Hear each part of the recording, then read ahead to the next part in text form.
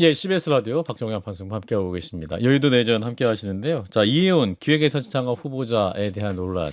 자, 일단은 그 인턴 직원에 대한 폭언, 갑질 논란 있었습니다. IQ 한 자리냐?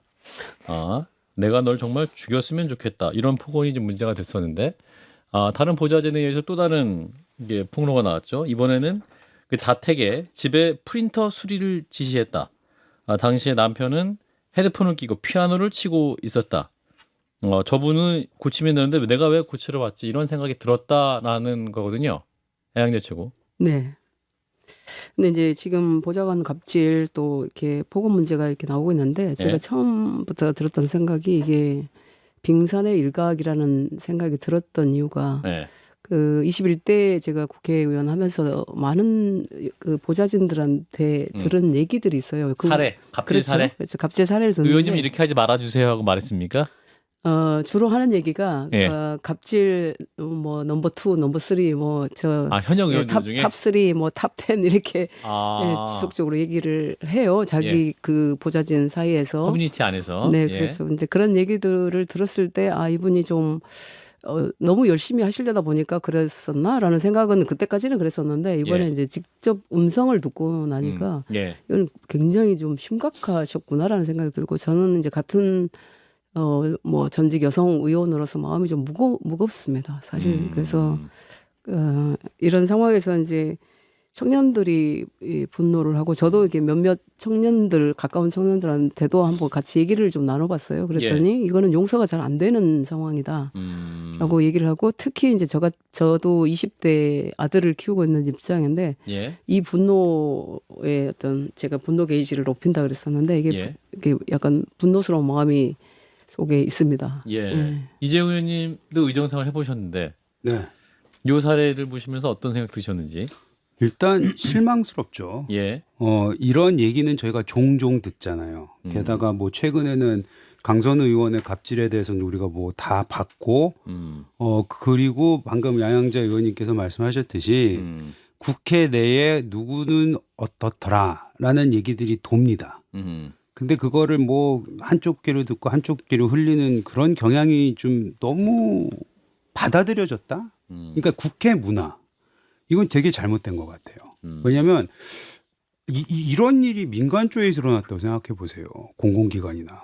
이 난리 나는 얘기 아닙니까? 근데 국회에서는 마치 이것이 뭐 그렇다며라고 그냥 흘러 지나가는 관행같이 받아들여지는 그러니까 국회 전반적인 이 퇴행적인 문화에 대해서 그걸 어떻게 우리가 바꿀 수 없는지에 대한 그런 거야말로 좀 시스템이 돼야 되지 않을까라는 생각이 들고 우리 이혜훈 전 최고 같은 경우에 처음에 이제 이재명 대통령이 임명했을 때 후보자로서 물론 국민의힘은 반발이 많았지만 저는 그래도 경제 전문가이기 때문에 경제학 박사하고 그리고 수많은 방송과 우리가 언론을 통해서 그 전문성은 어느 정도 저희가 받아들였었잖아요. 예. 그래서 뭐 레드팀을 할 수도 있고 잘못되는 이재명 정부 경제 방침에 대해서 진짜 브레이크를 걸 수 있다라고 생각하는데 이 부분이 나오고 나니까 이건 좀 실망스럽네요.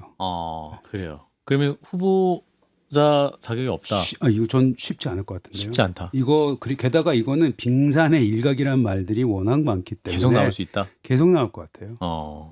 좀 빙산을 좀 확인하고 싶어요. 그러니까 실제로 저도 의원들이 어떻게 하는지를 제가 모르니까 그러니까 이 정도일지 아니면 정말 의원들이 이거보다 훨씬 더 심각하게 보좌진들한테 갑질을 하는지 한번 이번 기회에 국민들이 판단할 수 있게끔 이런 사례가 정말 많은지도 한번 저도 개인적으로 알고 싶고 개인적으로 국회의원으로서는 최근에 이제 장관 후보자들의 이런 갑질 폭로가 나오면 제 인생을 이렇게 쭉 돌아보고 내가 이제 비판할 자격이 있나 나는 실수한 게 없나 이런 고민들을 많이 하는데요. 의원들도 그런 얘기를 많이 하세요. 그러니까 본인이 욱해서 화냈거나 이런 것들에 대해서 후회하고 난 장관 못하겠어 뭐 농담 삼아 이런 분도 있고 근데 뭐 장관은 못하고 국회의원은 해도 되는 건 아니잖아요.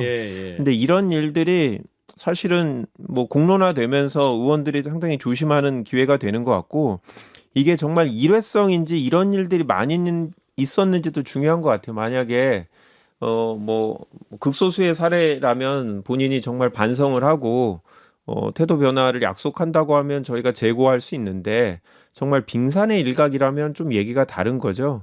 그래서 청문회 전까지 이런 사례들이 있으면 좀 더 오픈이 돼서 국민들이 적절한 데 판단할 수 있는 기회가 제공돼야 될 것 같습니다. 예, 박 시장님.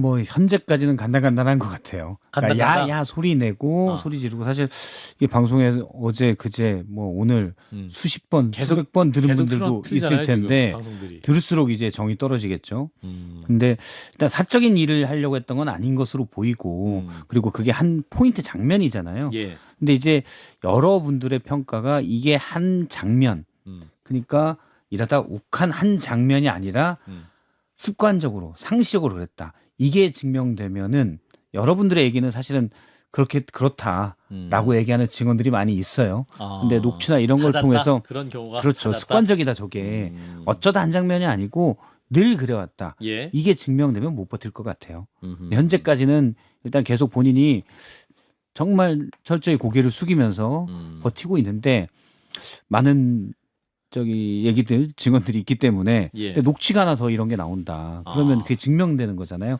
한 장면이 아니라 늘 그래왔다. 그래서 그러면 못 버틸 것 같아요. 근데 본인이 만약 겁나면 그만두는 청문회 것도 맞고요. 날짜가 아직 잡히지 않았죠. 네, 안 잡혔습니다. 예. 언제쯤 잡힐까요? 한 1월 중순 예상하고 그래서- 있는 것 같은데. 네. 근데 정부 여당이 이걸 수습할 수 있을까 싶어요. 지금 나온 어떤 이런 언행만으로도 예. 이렇게 수습할 수 있을까 싶고. 아. 근데 이제 강선우 장관도 보좌관 갑질로 이제 지명 철회를 후보자. 했죠. 예. 강선우 후보자도. 예. 그런 것에서 보면 이혜원 후보를 지명 철회하거나 낙마시켜도 전혀 이상할 건 없거든요. 근데 이제 저는 더 걱정되는 게 더 나오는 게 더 걱정입니다. 예. 그래서 더 많은 분들이 상처 입고 또 청년들의 분노를 더 끌어오르게 하고 물론 뭐 당파적으로 우리한테 그건 뭐 이롭고 해롭고를 따지기 전에 예. 저는 이런 일들이 스스로 정말 반성을 하신다고 하니 정말 반성으로 끝까지 반성을 하시고 정리가 되시는 게 어떨까 싶습니다. 이게 뭐 일각에서는 그런 분석도 있더라고요. 그러니까 이게 8년 전 녹취잖아요. 예. 20년 이후로는 의원 생활을 사실 못 하셨기 때문에 아. 녹취가 없다. 계속했으면 그 갑질이 계속됐을 텐데 아. 최근 한 6년간은 없을 수 있다. 아. 그러면은- 의정생활을 안 했으니까. 그렇죠. 아무래도 그리고 이혜원 의원이 예를 들어 뭐 언론 관계자나 다른 데도 되게 잘해요. 그렇기 때문에 배치가 떨어진 다음에는 이렇게 큰 소리 칠 일이 별로 없지 않았겠냐. 그러면 최소한 6년 전 녹취 정도가 돼야 되는데 예. 핸드폰을 2번 정도는 바꿀 시기여서 2년에 한 번은 바꾸니까. 그렇죠. 되게. 그러면은 아. 앞서 이제 녹취 야 크게 소리 지른 거 녹취는 드물게 나온 녹취일 수도 있다. 아. 예. 좋은 출입니다. 그럴 가능성이- 근데 이게 하나 더 나오면 안 될 수도 있다라는 얘기도 있더라고요. 예. 알겠습니다. 예. 누구 더 말씀하시기? 아, 우리 이재명이 별로 없습니다. 예, 이제 알겠습니다. 강훈 씨 예. 그 비서실장이. 비서실장이 예. 이건 뭐 살아 돌아오라는 뭐 청문회에서 살아 돌아오라는 얘기 같은데 이게 또 낙마하게 되면 뭐 또 보수 인사 자질 부족론 또 이렇게 나올까봐 좀 우려스럽습니다. 아, 그런가요? 예. 근데 그 부분은 한마디만. 한마디. 이혜훈 그러니까 이혜훈 후보자가 낙마가 돼도 이재명 대통령은 얻을 거 다 뒀다 이런 분석이 있었잖아요 처음에. 예. 우리는 보수도 뭐 다 실용적이고 다 품고 탕평 이런 포용. 다 보여줬으니까 멋진 거 다 보여줬으니까. 근데 지금 이혜훈 이 후보자가 낙마되잖아요. 그러면 이재명 대통령도 사실은 그렇게 자유롭지 못할 것 같아요. 왜요? 왜냐하면 이 얘기가 나오고 나서 그러니까 이혜훈 후보자에 대한 지명이 있자마자 이런 얘기는 정가나 언론계나 쫙 돌았었거든요. 이게 이혜훈 갑질론이 되게 많이 돌았었어요. 아, 예. 예. 근데 그러면 벌써 그거는 그 청와대 들어갔을 얘기인데 그리고 나서 또 강행을 한 거잖아요. 그러니까 그 부분에 대한 인사검증 책임론. 책임론. 아하. 거기에서는 자유롭지 못할 것 같다는 생각이 듭니다. 알겠습니다. 자, 일단 여기까지 하고요. 자, 국민의힘 얘기로 넘어가겠습니다. 자, 국민의힘 얘기할 때는 또 우리 양양자 최고께서 목소리 톤을 좀 더 높여주셔도 좋을 것 같습니다. 약간 차분하셔서요. 예. 자, 일단 오늘 이재명 대통령이 신년 인사회를 주재했습니다. 우원식 후의장, 조희대 대법원장, 민주당 지도부 등이 참석을 했는데 이제 정부 오인들 이렇게 주로 이렇게 많이 모여서 만났던 자리인 것 같은데 국민의힘 그 장동혁 당대표를 부터 지도부가 안 갔는데 우리 양양재 최고께서는 갔냐고 뭐 이러시는 건가요? 아니요. 대상 아니신 대상 대표만 아니시니까 갔습니다. 보통은 이제 최고위 지도부가 같이 가게 되면 일정을 미리 이제 공지하면서 오시라 이런 얘기를 하는데 없었습니다. 그래서 그러셨군요. 혼자 가셨던 것 같고요. 네, 저는 안 갔습니다. 그러니까 장동혁 대표가 안 가신 거잖아요. 그러니까 민주당 지도부는 갔는데 안 갔잖아요. 그렇죠. 다른 정당도 왔잖아요. 조국혁신당, 개혁신당도 오신 것 같고 오신 분들은 대통령하고 사진 안 찍고 페이커하고 사진 찍고 SNS에 다 올리시긴 했는데 지금 이 이해운 후보자의 적정성 논란은 좀 논외로 하더라도 최소한 보수 인사를 기용하는 이제 약간 인사 측면에서 품이 넓은 형태의 이재명 정부의 태도와 또 장동혁 대표가 이 불참하는 모습은 대비되지 않을까 싶어요. 국민들한테. 그래서 속 좁은 국민의힘의 인식을 오늘 신년회에 참석한 다른 정당 인사들과 대비되는 사진들이 아마 국민들께 내일 공개되면 그런 분위기가 초래될 텐데 그냥 한번 가면 될 텐데 왜 굳이 안 가실까? 이해가 되진 않아요. 가서 할 말을 하면 되잖아요. 근데 왜 그런 기회를 박차시는지를 모르겠습니다. 왜 안 가셨을까요? 근데 이제 저는 형식보다도 어떤 뭐 정치적인 메시지를 선택했다. 저는 이렇게 말씀을 드릴 수가 있고 다만 이제 방금 말씀하셨던 것처럼 국민들께는 어떻게 비춰질지 그건 좀 냉정하게 볼 필요는 있다 이런 말씀을 드립니다. 그러니까 할 말 하는 분위기였던 것 같은데 우원식 국회의장 같은 경우에는 조희대 대법원장 앞에서 지금 내란 재판 신속하게 처리되지 못하는 게 지금 문제다라고 직설적으로 얘기를 했거든요. 장동혁 대표가 그런 얘기 한다고 저희가 입틀막 할 건 아니잖아요. 오히려 할 말을 하는 모습 이런 기회가 더 나을 것 같은데 제가 생각할 때 말로 별로 국민들의 공감을 얻을 만한 내용들을 제시하기 어려운 상황이 아니었나 싶습니다. 자, 오늘 이제 장동혁 대표가 이명박 전 대통령도 만났고 화합도 해야 하고 단합도 해야 된다. 이렇게 이제 얘기를 했었는데 장동혁 대표가 또 오후에 기자들을 만나서 했던 말은 당내 통합에 걸림돌이 있다면 그 걸림돌이 먼저 제거돼야 한다. 먼저 제거돼야 되고 당대표가 당내 통합을 이루는 공간이 그 이후에 생긴다라는 취지로 얘기했거든요. 먼저 제거해야 된다. 걸림돌. 누구를 걸림돌로 보고 누구를 먼저 제거할 대상으로 볼까요? 그 제가 질문 드리는 겁니다. 저한테 말씀하지 마시고. 네, 근데 저는 이제 뭐 화합과 혁신 이렇게 얘기를 하면 이 두 가지를 상호 배타적으로 보시는 분들이 좀 많은 것 같아요. 근데 저는 그 당은 뭐 늘 화합을 해야 되는 거고 혁신을 해야 되는데 뭐 혁신하면서 화합도 할 수 있는 거죠. 근데 이제 저는 이 부분이 이런 질문이 상당히 불편해요. 이거는 저는 당도 그렇고 어떤 기업도 그렇고 어떤 최고의 지도자가 최고의 책임을 지고 있는 지도자가 발휘할 수 있는 리더십이지. 그리고 도의적으로 해결할 일이 있고 정치적으로 해결할 일이 있고 법적으로 해결할 일이 있단 말입니다. 근데 이거를 자꾸 도의적 정치적에서 끝나도 되는 일들이 자꾸 법적인 이슈로 가는 이 상황들이 저는 굉장히 불편하고 이 불합리하고 비효율적이다. 이런 말씀을 드리고요. 근데 이제 뭐 대통령께서도 뭐 화합해라, 뭐 이게 단합해라 이런 말씀을 하시고 저는 이렇게 봐요. 장동혁 대표한테 무슨 말을 하셨을 겁니다. 아마도 결단을 내릴 때는 내려라 뭐 이런다든지. 근데 그랬을 때 대통령께서는 이 사람이 어떻게 하나 보자라고 하고 계시지 않을까 이런 생각도 들기도 했습니다. 걸림돌 누굽니까? 이재용 의원님. 한동훈? 한동훈 아니에요? 저한테 묻지 마세요. 이재용 의원님. 뭐 한동훈 전 대표에 대해서 얘기를 하는 거겠죠. 지금 뭐 일단은 주위에 본인이 세워놓은 뭐하는 그 스피커들이 한동훈 전 대표를 어떻게 해서든지 내보내야 된다라고 얘기를 하고 있잖아요.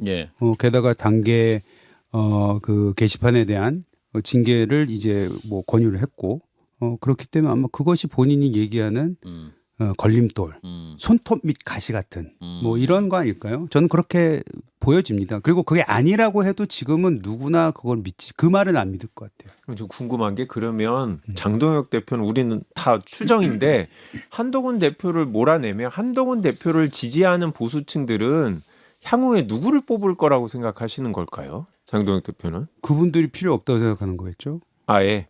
아니 그래도 좀 지나면 결국 국민의힘을 뽑을 거다라는 생각을 하고 계신 것 같은데 저는 안 그럴 것 같아서요.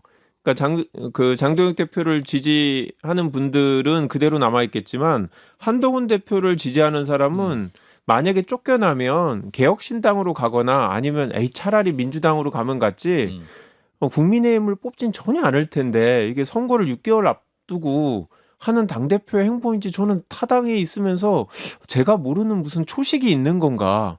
분명히 당을 좁혀가는 거잖아요. 오죽 답답하면 이명박 전 대통령이 화합도 해야 되고 단합도 해야 된다라고 하는 건 명확하게 장동혁 대표한테 그냥 당내 분란 만들지 말고 좀 밉더라도 같이 가라라고 하는 얘기인 것 같은데 장동혁 대표의 생각을 혹시 아시나 해서 잘 모르실 것 같긴 한데 저는 김한규 의원님이 말씀하신 부분에 있어서 김한규 의원님이 모르는 초식이 있는 게 아니고 초식을 모르는 거겠죠.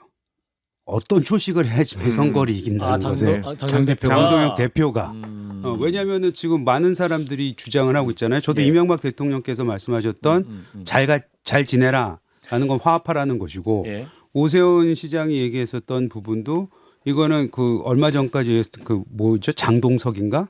장동석도 결국엔 힘을 합쳐라 이런 얘기 아니겠어요? 네네네. 그런 부분에 대한 그 요구와 주문이 반드시 저는 있다고 생각합니다. 자 이런 가운데 이제 오세훈 서울시장 네. 또 장동혁 대표를 향해서 굉장히 강한 말씀을 했습니다. 그 계엄에 대한 사과 해야 된다. 계엄에 대한 사과 필요하다라고 재차 요구를 했는데. 자, 이 부분에 대해서도 사과에 대해서 부정적인 입장이 나오는 것 같고 이제 어제 출연한 서정욱 변호사 같은 경우는 오세훈 시장이 이렇게 계엄 사과 요구를 강하게 하면서 본선은 모르겠는데 그러니까 나중에 이제 국민의힘 최종 후보로 해서 민주당 후보가 결선을 할 땐 모르겠는데 초반 국민의힘 서울시장 예선에서는 좀 굉장히 불리하게 작용할 가능성이 많아 보인다 이런 말을 하더군요. 이재현 의원님. 21년도에도 보시면요. 오세훈 시장이 굉장히 지지율이 낮았습니다. 그 당시에는 나경원 대표가 훨씬 앞서가고 있었고요. 그다음에 우리는 21년 재보궐선거 때 무슨 허들이 하나 더 있었냐면 사람들이 까먹었는데 우리 당이 후보를 배출한다 하더라도 안철수 당시 국민의당 후보하고 함께 단일화를 일어났었어야 돼요. 근데 처음부터 오세훈 시장이 가져갔었던 전략은 뭐냐면 이거 내부에서 그냥 듣기 좋은 소리 해가지고 이겨봤자 우리가 그 단일화에서 성공하지 못하고 단일화에 성공해서 어찌됐든 간에 뭐 당이 더 크다 보니까 한다 하더라도 결국에는 서울시장에서 우린 이기지 못한다. 그런 절박한 심정을 했었던 거였거든요. 지금도 저는 비슷하다고 생각을 해요. 지금 이 상황에서 당의 후보가 돼봤자 본선에서 이기지 못하는데 그 해서 뭐합니까? 시간 낭비고 돈 낭비고 에너지 낭비죠. 차라리 지금이라도 할 말 하면서 본선에서 이길 수 있는 경쟁력과 본선에서 나는 이렇기 때문에 난 본선에서 가능성이 있다고 얘기를 하는 게 훨씬 더 지금의 유권자들을 설득하는 데 더 도움이 될 거라 생각합니다. 나경원 의원, 지금 당내 지도부 흔들 때가 아니다. 지금 전장에 있는 장수들은 피가 마르는데 후방에서 훈수 두는 정치 비겁하다. 누가 나경원 의원이 누가 얘기했습니다. 훈수를 뒀다는 얘기인지. 훈수라 하는 것은 이제 뭐 계엄에 대한 사과 뭐 이런 얘기, 혹은 뭐 평론가들 얘기하는 거일 수도 있고요. 아니 근데 그 부분은 잘못된 게 이 앞뒤가 잘못된 게 지금 6개월 앞으로 다가온 선거를 앞두고 가장 피가 많은 건 오세훈 시장 아니겠어요? 가장 피가 많은 오세훈 시장이다. 그렇죠. 그러니까 가장 전장 앞에 있는 사람이 오세훈 시장이기 때문에 저는 그거는 좀 앞뒤가 잘못된 것 같은데. 근데 이제 이 부분에서 이제 분명히 해야 될 부분이 있어요. 저 여러 번 얘기했습니다. 우리가 계엄을 막지 못한 사과를 안 한 게 아니에요. 그렇죠? 그리고 계엄의 사과를 막지 못한 사과를 했고 거기서 탄핵을 이제 찬성을 하느냐 반대를 하느냐 하야를 원했죠. 많은 분들이 계엄 이제 초기에 그렇죠. 근데 이제 탄핵을 반대한 분들이 많았어요. 왜냐하면 절차적 어떤 그 정당성을 확보하지 못했다고 보는 분들이 많았기 때문에 그럼에도 불구하고 헌재에서 탄핵을 했고 그 헌재 심판을 우리는 수용을 했단 말입니다. 그리고 대선을 치르고 우리가 대선에서 졌어요. 예. 이제 그러면 그 과정을 다시 한번 충북에서 우리 장동혁 대표가 그걸 얘기를 했습니다. 그 부분을 정확하게 얘기를 했어요. 예. 근데 지금 계속 계엄을 사과해라 하면 도대체 이게 계엄을 어떻게 사과를 해야 되느냐라고 하는 게 이제 우리 장동혁 대표의 입장인 거고. 국민들이 제대로 인식할 때까지 그래, 의미 그렇죠. 아닐까요? 그래서 이제 네. 거기서 이 차이가 나는 게 사과를 했음에도 불구하고 장동혁 대표한테 어른거리는 윤 전 대통령의 어떤 윤호개인. 있어요. 윤호개인의 어른거림이 있다라고 보여져요. 예. 그럼 이걸 어떻게 이제 씻어낼 것이냐인데 예. 사실은 그걸 갖다가 계엄을 사과해라, 뭐 윤 절연해라, 막 이렇게 하는데 사실 윤 전 대통령도 탈당을 했고 우리 당하고는 사실 별개거든요. 그리고 윤 어게인을 얘기한 적이 한 번도 없어요. 이제 이게 팩트인데도 불구하고 국민들이 보기에 그렇다 그러면 예. 그런 인식이 없어질 때까지 하는 건 저는 맞다라고 보고 예. 단지 다만 이제 새해 1월 1일이 됐는데 예. 오세훈 시장의 어떤 지금 각 언론사의 다양한 여론 조사가 예. 오세훈 시장이 수치는 말씀하지 않으시면 좋겠습니다. 그러니까 예. 이제 그 당선 흐름이 어떻다 정도. 확률이 좀 예. 어려워지고 있다라는 흐름으로 보여져요. 예. 그러다 보니까 어떤 개인의 패배라기보다 서울이 저는 어떤 대한민국의 전체를 어떤 함축해서 볼 수 있는 여론이라고 저는 생각이 들거든요. 예. 그러면 이 서울 선거에서 지면 다른 지방에서 이길 수 있을까? 저는 그런 생각을 하고 그리고 지금까지는 그래도 오세훈이라는 그 오세훈 시장이라는 이 경쟁력을 갖춘 후보가 서울 선거에서 지는데 예. 다른 격전지에서 좋은 결과가 나올 수가 없을 것 같고 예. 그래서 저는 이제 제안을 하자면 서울 선거만 놓고 당의 전략을 좀 구상해 보자. 네, 이럴 필요도 있다. 알겠습니다. 왜냐하면 서울이 민심의 바로미터라고 생각을 하는 거죠. 김영규 님 1분. 네. 저는 내년 1월 올해 1월 중순부터 윤석열 전 대통령에 대한 1심 판결들이 나오기 시작하면 판이 바뀔 거라고 생각하거든요. 예. 그러니까 오세훈 시장은 그 시점을 보고 지금 이런 얘기들을 하는 것 같아요. 근데 나경원 의원은 지금 본인들이 장수라고 생각하는 건 이재용 위원장이 말씀하신 건 제일 중요한 건 선거인데 지금 여의도에서 치고받고 싸우는 게 중요하다고 판단하고 있는 것 같아요. 나경원이 그건 잘못 판단하고 있고 지금 장해찬 연구원 부원장도 오세훈 시장을 직격하는 이런 발언들을 하는 것 같은데 예. 제가 봤을 때 지도부가 선거 준비는 전혀 안 하고 있는 것 같고 서울시장 전략을 아까 양행자 최고위원님 말씀하셨는데 그건 배현진 시당위원장한테 부탁하셔야 될 것 같아요. 지도부는 못할 것 같습니다. 제가 지도부인데. 예, 저는 오세훈 시장의 말이 맞는데 너무 늦었다고 생각하고요. 오세훈 시장 말로만 끝나서는 안 되고 국민의힘 의원들이 움직여야 되고 그리고 선거 1, 2월에 변할 거다. 그냥 그게 맞다. 그래서 이길 수 있다라고 지금 구구들은 생각해요. 안 변할 것 같아요. 힘싸움으로 밀어내야지 변하지 않습니다. 네. 일단 여기까지. 자, 제주에서 바로 올라오신 우리 김학규 더불어민주당 의원님 그리고 오랜만에 나와주신 양영자 국민의힘 최고위원 두 분 고맙습니다. 감사합니다. 감사합니다.